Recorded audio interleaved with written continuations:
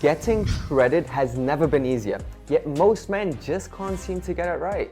Don't worry, I got you. In this video, I'll be showing you the only 5 steps you need to be following if you want to get shredded in 2024. Every step is crucial, so if you want to see optimal results, make sure to stick around until the end.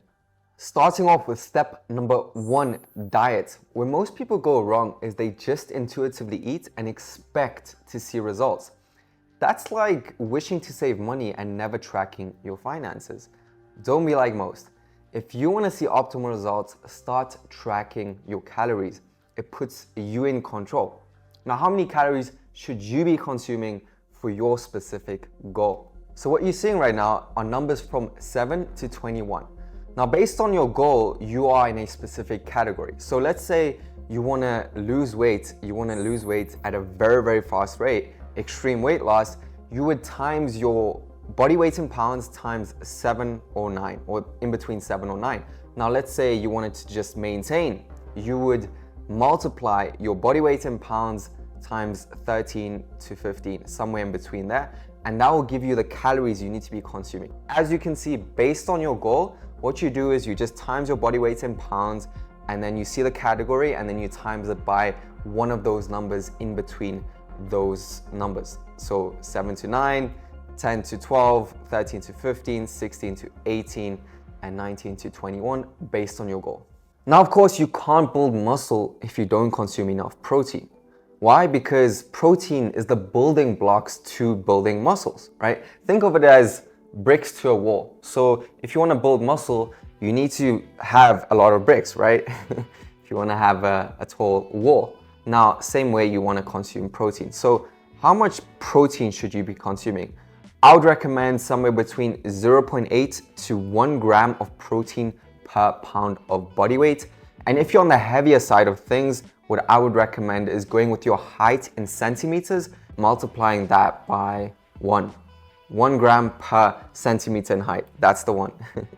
So how you split up the rest of the macros, so the fats and the carbs, doesn't really matter too much. For me, the main thing to focus on is adherence, so that you can actually stick to it, right? Because for me personally, I like consuming a low-fat diet, meaning high in carbs and high in protein. The reason for that is just because 1 gram of protein and 1 gram of carbs has 4 calories as opposed to 9 calories for 1 gram of fat. So I can get a lot more volume in for less calories. So that is why I consume a high protein and high carb diet as opposed to adding more fats. Now again, do what works for you. For me, the main thing to focus on is adherence. Can you stick to this for a long period of time? So as long as you're hitting your protein goal and your calorie goal, you can literally eat whatever you want. Now, if your goal is long-term health, what I would recommend is following something called the 80-20 rule. And all this means is that 80% of the time you can eat, or you should eat, healthy, whole foods, foods that are good for your body, and then 20% of the time, whatever your heart desires. Now, this is a strategy that has worked quite well for me, just because I believe in, or I don't believe in, having any restrictions. Because if you have restrictions, what ends up happening is that you think about those things too much. And what I've noticed is if I don't have any restrictions, I don't even think about cheating or things like that, because I know I can have it anytime, but I just choose not to. Now, an 80-20 rule allows you to still have the foods you really enjoy while reaching the results you want to see and making it sustainable. The analogy I like using is, remember during COVID? Yeah, you remember COVID. So during COVID, it was lockdown. We couldn't go anywhere. Now, me personally, I didn't go out every weekend anyway. But during COVID, it was like, because I couldn't go anywhere, I felt like I was in a jail. Same way, if you restrict yourself with certain foods, you'll feel like in a jail, in a prison, and you'll want those things even more. Think of the girl you want to date but can't have. You want her even more. Same thing with that. So that's why you want to have no foods off limits. Have them 20% of the time if you really want to. But what I've noticed is that if I don't have any foods off limits, I don't actually think about it, and I don't really desire it that much. If you're in a weight loss phase and you're looking to diet for longer than 6 months, what I would recommend is including diet breaks. All diet breaks are you go away from the diet, you add about 500 calories to your diet, and you can eat whatever you want. And you do that for about 2 to 3 weeks. And what this does, it gives you a mental break as well as resets your metabolism. And that way, because often your metabolism gets used to a certain amount of calories, and that way you can reset it. And then after 2 or 3 weeks, you go back to your diet and can start losing fat again. Now, what you want to do is times your body weight times 16 to 18. Eat those amounts of calories for about 2 to 3 weeks, and then you just go back to your normal diet. When dieting, some really underrated cheat codes are, these will help you sustain it so much better. They are diet soda. They are vegetables. Vegetables, if you don't like vegetables, you're missing out. But vegetables are extremely satiating. Add them to your meal. You'll feel a lot fuller. You won't crave things. And they are actually quite healthy, right? The second thing is fruits. Fruits are another cheat code. Fruits taste amazing, but are relatively low in calories. Another thing is chewing gum. When I go on diets, I normally eat a ton of chewing gum just because it keeps you occupied. And what I've noticed is that it's not always that I'm craving food, I'm bored half of the time. So that's why I like including chewing gum. And as I mentioned already, diet soda. Diet soda is a cheat code. And the cool thing is that there's no proven any research that it's bad for you in the long term. So I wouldn't obviously overdo it, but it's definitely something that can help. And this leads me on to step number 2. You can have the best diet in the world, but if your environment is not optimized, you're going to fail. Like my brother, if you have Oreos, M&Ms, milkshakes, whatever it is, Snickers, staring at you, begging to be eaten, of course you're gonna fold like a cheap chair. It's inevitable. Now, what you wanna do instead is create your ideal environment. Meaning, you wanna create friction between the things you don't wanna do and reduce friction between the things you want to do. What I mean by create friction between the things you don't wanna do is don't have M&Ms on your desk looking at you. Don't even have them in the cupboard. Get rid of it. Get rid of all of it. If you're serious about this, get rid of all of it. What I would actually recommend, because if you're following the 80-20 rule, what I would recommend is only having certain foods, cheat foods outside of your home, because we also often associate certain environments with certain triggers or certain cues, which then elicit a certain craving to have that certain food. So if you have foods at home or you normally snack on the couch, then you'll associate the couch with snacking and then you'll crave things. But if you don't have things at home, even if you crave it, it'll be a lot harder to actually then snack and you'll think twice about it. That's why you want to have things that you snack on or treats outside of your home, and everything inside of your home have healthy meals. That has helped me. Now, what I mean by reducing friction between the things you need to do or want to do is, for example, don't choose a gym that's half an hour away, completely out of your way. Choose a gym that's in your apartment, ideally. Obviously, I understand that not everyone's privileged to do that. However, choose a gym that's on your way to work, 5 minutes away, on your way home, something like that, that makes it a lot easier for you to actually show up. Environment is key. I cannot stress it. I cannot stress this enough. Now, it's one thing having an optimized diet and an optimized environment, but if you want to get shredded, you also need to know how to train the right way. So my personal approach is what I like calling the bodybuilder approach, meaning optimizing for muscle growth and aesthetics. Now, there's a couple of key things you need to be focusing on. First of all, foundations. You need to know your foundations. What I mean by foundations is, okay, how you execute the movement, how many sets you should be doing, what technique.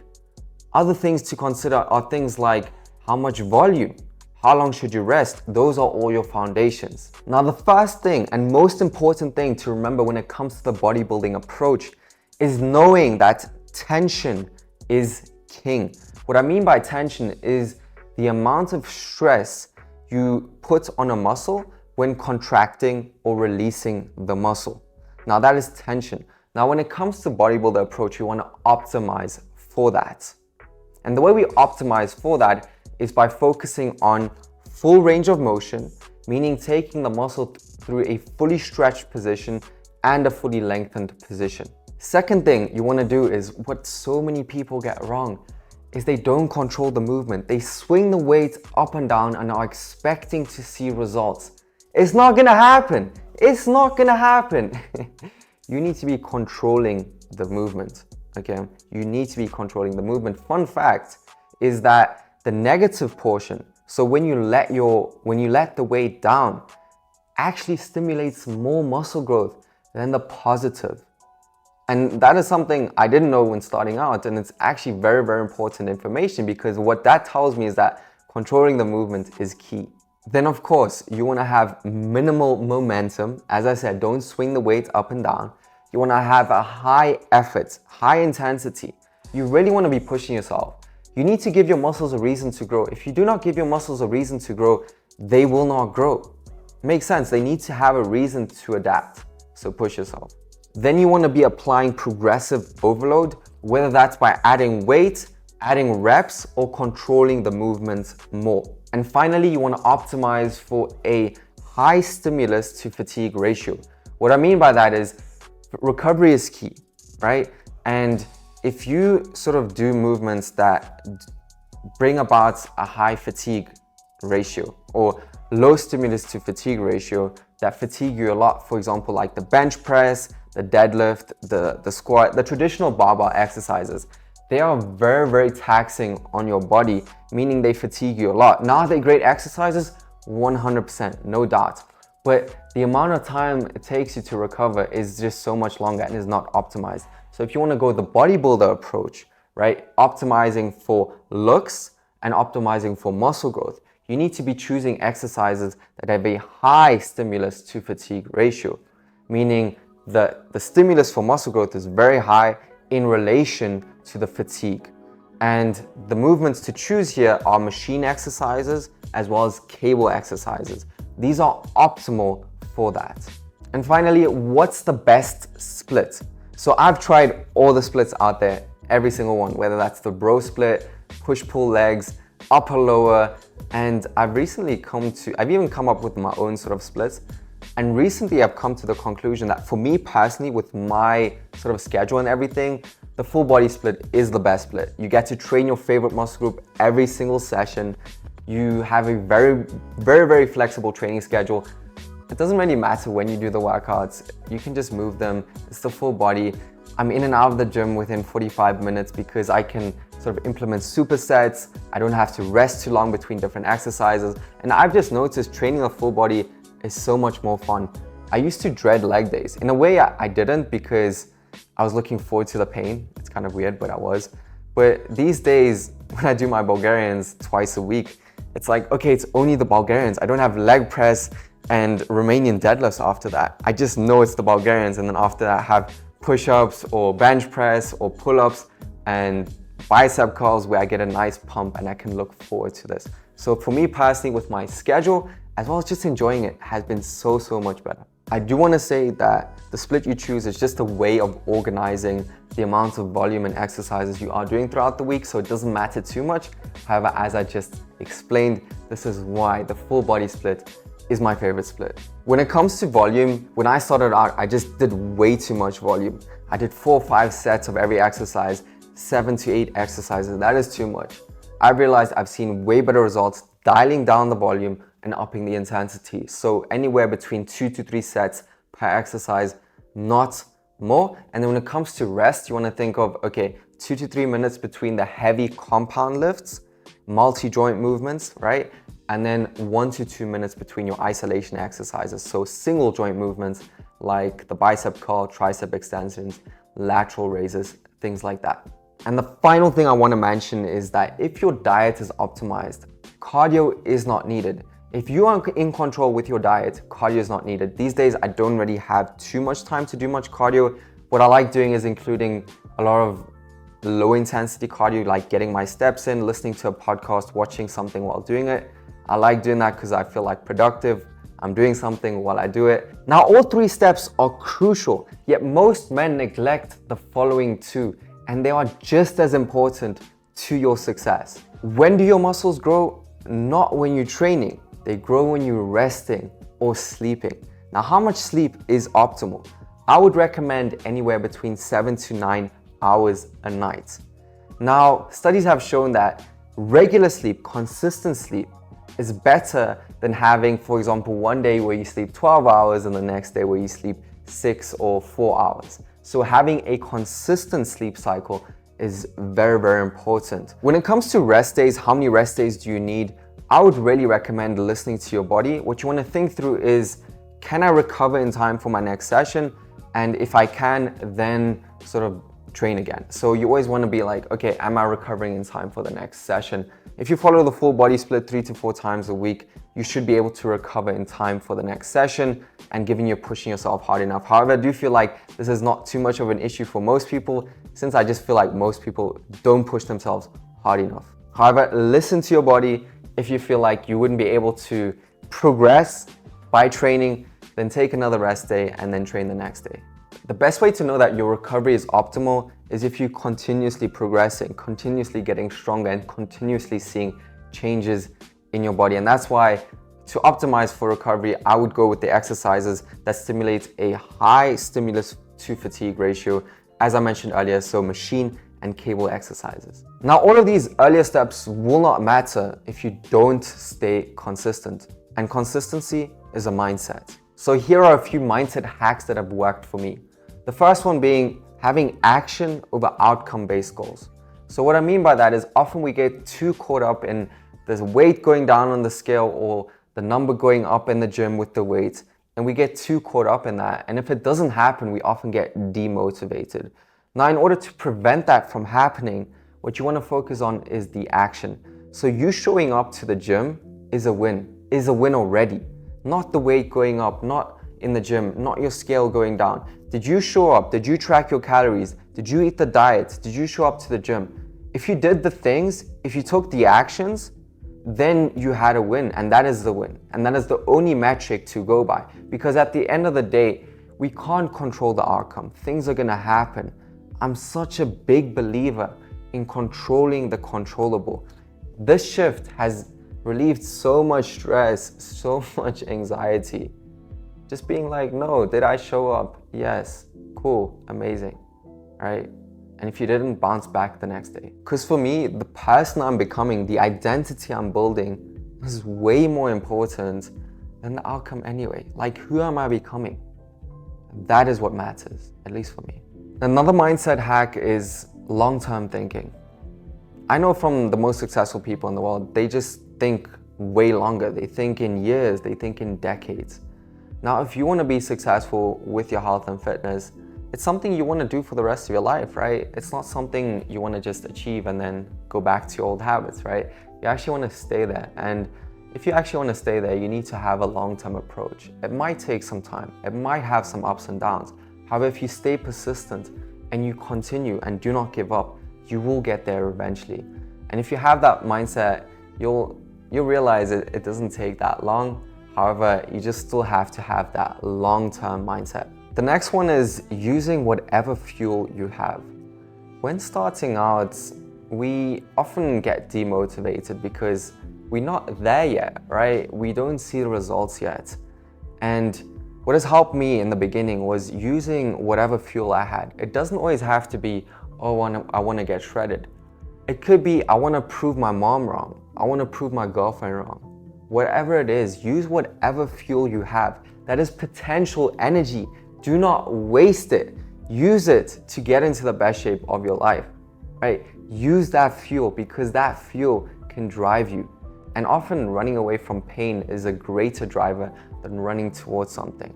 So whatever fuel you have, use it, because once you're over that hump and you start seeing results, you start loving the way you look, you'll be motivated anyway, because you're like, I love this and I prefer looking like this than eating a bag of M&Ms.